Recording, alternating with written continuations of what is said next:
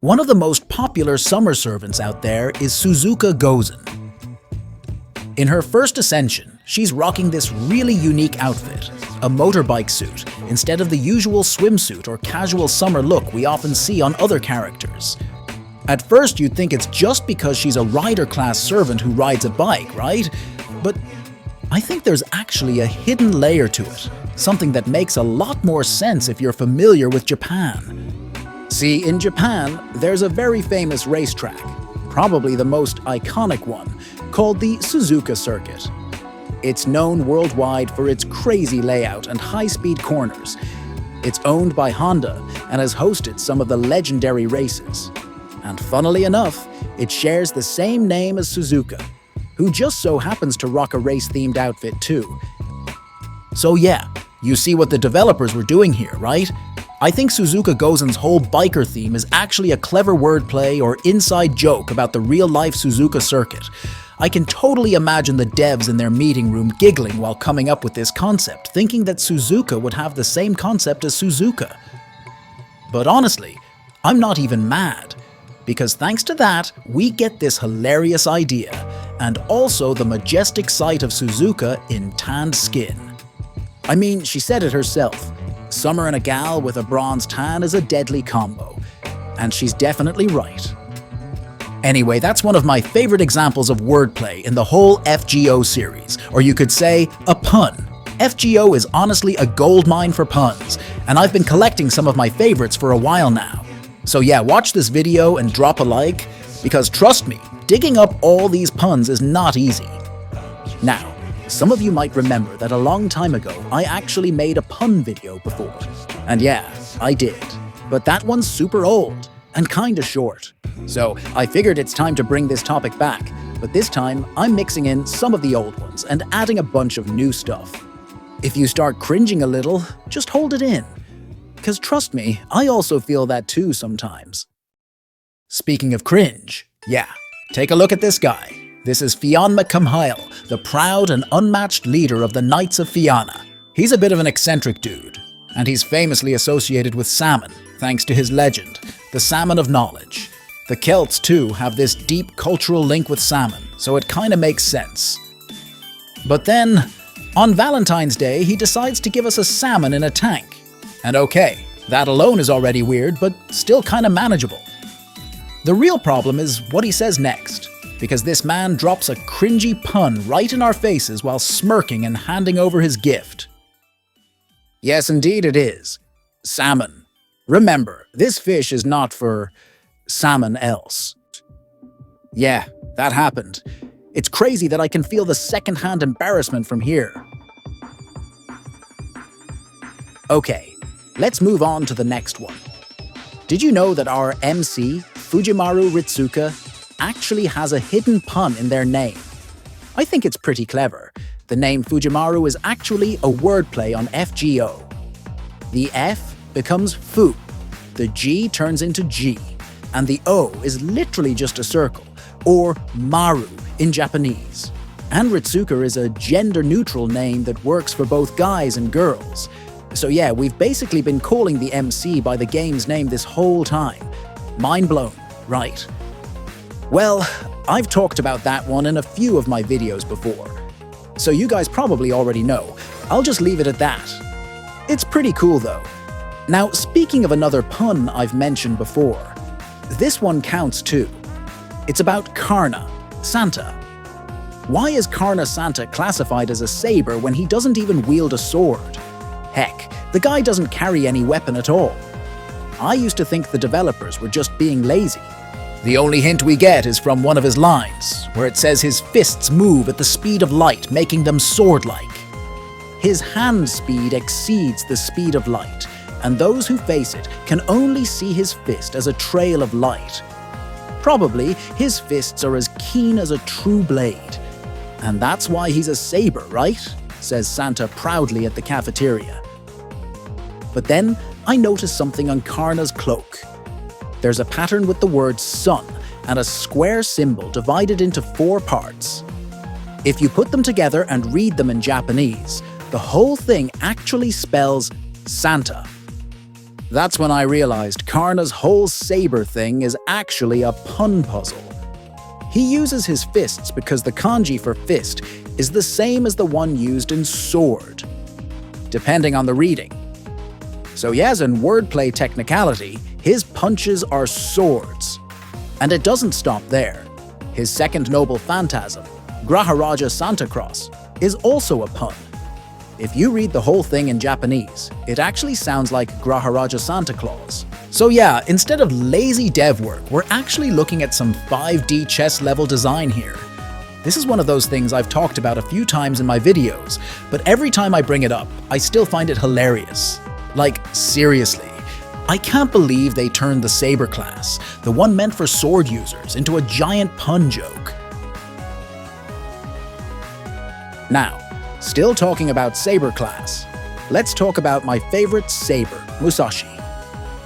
If you remember her, you'll know this woman has an insane appetite, especially for udon and sweets. She can down multiple bowls in one sitting like it's nothing. There's even a throwaway line in the Summer 2018 event where she scarfed down 634 bowls of udon in one go. I think that might be her record, but the number 634 isn't just some random figure. If you look at the way numbers are pronounced in kunyomi and onyomi, 6 is mu, 3 is sa, and 4 is shi. So Musashi basically ate a record number of udon that spell out her own name. Genius, right? But that's not the only pun with Musashi. If you pay attention to her behavior, she shows attraction to the protagonist and several other characters, regardless of gender. This is a Japanese pun since someone who wields two swords is called ryototsukai, which is also a euphemism for bisexuality. Still on the topic of badass swordwomen, here's the next one. Okita. Not the original Okita, but Okita Alter. She's usually super serious and intense, but funny enough, she can literally fall asleep in the middle of a fight. You can actually hear it in her skill lines. Now, I didn't dig too deep into why Okita Alter has this funny sleep gimmick, but I think it might be another sneaky pun the devs threw in. See, Okita's name sounds kind of similar to a Japanese word that means awake. So if the original Okita's name sounds like awake, then her alter version would naturally be the opposite, sleep. And that might explain why she's such a sleepyhead. Yeah, kinda random, but sometimes character quirks come from the most unexpected little jokes. Anyway, sticking with Japanese characters, ruler Nagao Kagetora, or Uesugi Kenshin, has a similar kind of wordplay going on. Now this part isn't translated in the NA version yet, so it's all still in Japanese. And if you don't understand Japanese, this might sound a bit confusing at first. In a few of her conversations, Kenshin keeps having to explain her weapon, the treasure pagoda. Other characters keep mistaking it for a cannon. To be fair, her weapon can actually be used as one, but she keeps correcting them, saying no, it's a treasure pagoda, like that one time she talks to Okita Alter. Now this part is kind of confusing because that weapon doesn't look like a cannon, and the Japanese word for cannon is taiho. Or at least that's what Okita Alter says when she talks about Kenshin's weapon. That didn't make much sense to me, and probably not to some others either. I'm still new to Japanese, so at first it just felt like a lame joke. But if you actually know Japanese, it turns out to be pretty funny. You see, Kenshin's weapon is called the Treasured Pagoda. In Japanese kanji, it's written as hoto. Now here's the funny part. There's another word that sounds exactly the same, hoto, but this one means gun turret. And, without a doubt, that's basically a cannon. So the reason she's having a hard time explaining her own weapon is because its name basically sounds the same as another thing, and it actually works like that other thing too. Yeah, I just realized how much of a pain it is to explain stuff like that. Now I'm kinda curious about the NA official translation of that event. I really want to see how they handled the wordplay in English. Another pun that you can easily understand if you know Japanese comes from one of the Lancers. This woman, General Qin Liangyu. Well, this one isn't really hard to notice since Liangyu herself realizes the pun and tries to cover it up while stuttering. So in one of her voice lines, she says, "I will do it," which in Japanese is やりますよ. Now, the pun part is that yari also means spear. And yeah, like I said, she catches herself halfway through the line and laughs, which is honestly pretty cute. The next one is actually hilarious. There's a moment during the Christmas event with Artoria Santa Altar where the communication between one king and another gets totally messed up. So, Artoria is doing her duty, delivering Christmas presents, and her next target is King Darius III. Normally, that should be a proper and respectful interaction between two kings, right? Well, not this time. Artoria completely misread the Roman numeral for 3. The numeral for 3 is supposed to be pronounced sansei in Japanese, as in the third. But Artoria accidentally wrote sansai instead, which means 3 years old. So yeah, she basically called Darius III, Darius age 3. You can go ahead and facepalm now. Honestly, only Artoria could pull off a misunderstanding like that. Alright, now here's my favorite pun. You guys remember the Sanzang event in FGONA, right? If you're a Year 1 or veteran player, you should know this one. There was an event called Sanzang Coming to the West. It's basically the side story of Sanzang and her adventure. And of course, we were there too. And some weird things happened, like typical FGO event weirdness. But here's the fun part. I think the event's title is a pun masterpiece. At first, players were divided about the name. Some loved the English localization because it reminded them of Journey to the West, while others felt it didn't fully capture the charm of the original Japanese title. The Japanese title of this event is Hoshi no Sanzang-chan Tenjiku ni Iku, which roughly translates to Little Sanzang Goes to India. So what's the pun here? Well, this is where it gets kinda wild, at least for me. The Japanese event title is actually a reference to an old movie called Coming to America, which was adapted into Japanese as Hoshi no Oji, New York e Iku. That's the base reference for the event title. Then the NA localization team added another layer. If you know your literature, Journey to the West is a classic novel about monk Xuanzang and her or his 3 disciples' journey. The very story this event is based on. The NA devs combined both references, the old movie Coming to America and the original novel Journey to the West.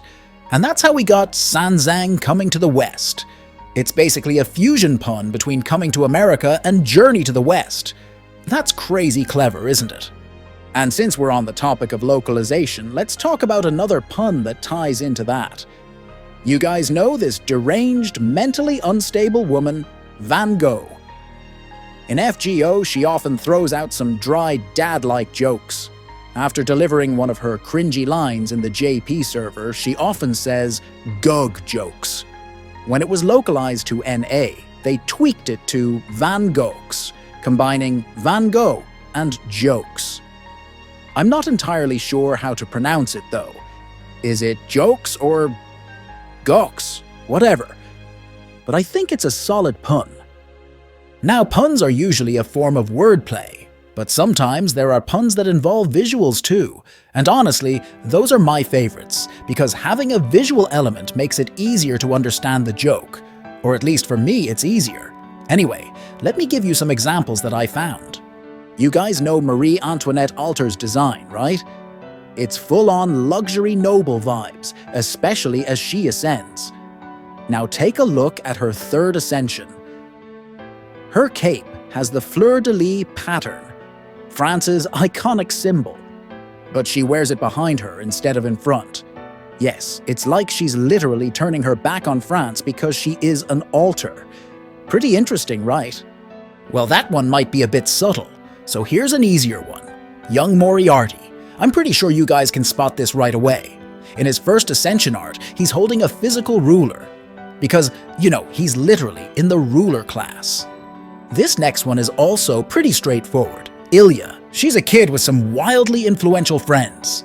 You see, she has a rare sprite where she's turned on. This appears in Chloe's interlude, for example. Her eyes have hearts instead of pupils, and she has a physical switch on her chest flipped to the on position. And there you go, a turned-on person. This'll probably be the last one, and this one's still fresh from the dev's cave. Or at least it's not that long ago. Metatron Jeanne. She's a special being connected to angels. Now, in her sprite, we can see her sitting on a throne. Well, that alone isn't much of a surprise, since the name Metatron itself comes from Metatronius, which means one who sits upon the throne. So, what's the joke here? Well, look closely. Her throne looks magnificent, almost divine, with a huge circular design behind it. And the surprise is, in angelic hierarchy, a throne is actually a type of angel. It doesn't really look like a chair, of course, but the name is still the same. So, in a way, this is like confirming that this whole thing is an angelic being. Not just Jeanne herself, but Jeanne sitting on a throne. Well, I guess that's it for today. It's really tiring looking for all those little hidden jokes in the series. Now, you might have noticed this, but pun jokes sometimes don't even have confirmation. It's usually just someone reaching too far or reading too deep into things. But I guess that's the fun part about it. For now, click subscribe, share, and like, and I'll see you guys next time.